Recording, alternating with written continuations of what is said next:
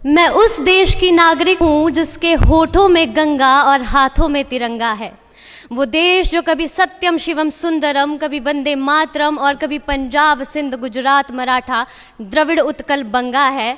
मैं उस देश की नागरिक हूँ जो हर ठुकराए हुए की शरण स्थली बन जाता है और 7 समंदर पार परदेसियों को भी अपने ब्रदर एंड सिस्टर कहकर बुलाता है।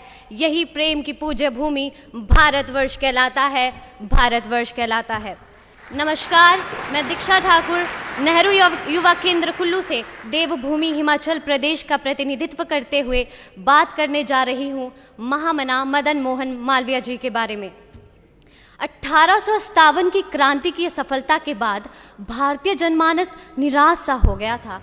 ऐसे में 25 दिसंबर 1861 को तीर्थराज प्रयाग में बालक मदन मोहन का जन्म हुआ, जिन्होंने आगे चलकर न केवल भारतीय संस्कृति का संरक्षण किया वरन शिक्षा के द्वारा परंपरागत और आधुनिक ज्ञान विज्ञान से समान्वित विकास एवं प्रसार से पराधीन राष्ट्र के आत्मविश्वास और स्वाभिमान को बढ़ाया।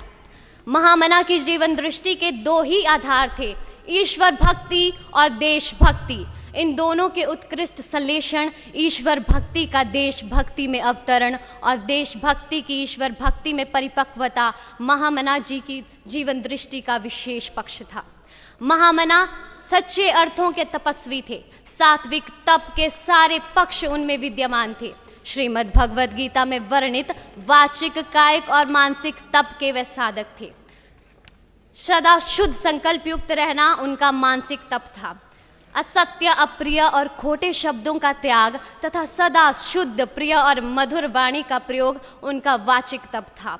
दूसरों की सहायता करना, समाज की सेवा करना और देश और जाति के लिए अपने शरीर पर होने वाले कष्टों की परवाह ना करना उनका शारीरिक तप था। महामना प्रखर राष्ट्रवादी और उच्च कोटि के देशभक्त थे। वे जाति, भाषा, संप्रदाय और क्षेत्र के आधार पर भारतीयों के मध्य बढ़ते दुराव को समाप्त कर देश को एक शक्तिशाली राष्ट्र और संप्रभु देश के रूप में देखना चाहते थे।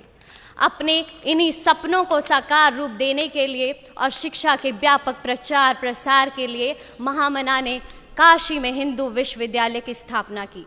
इस विश्वविद्यालय की स्थापना से महामना की परिकल्पना ऐसे विद्यार्थियों को शिक्षा प्रदान कर देश की सेवा के लिए तैयार करने की थी जो आगे चलकर देश के मस्तक को गौरव से ऊंचा उठा सके।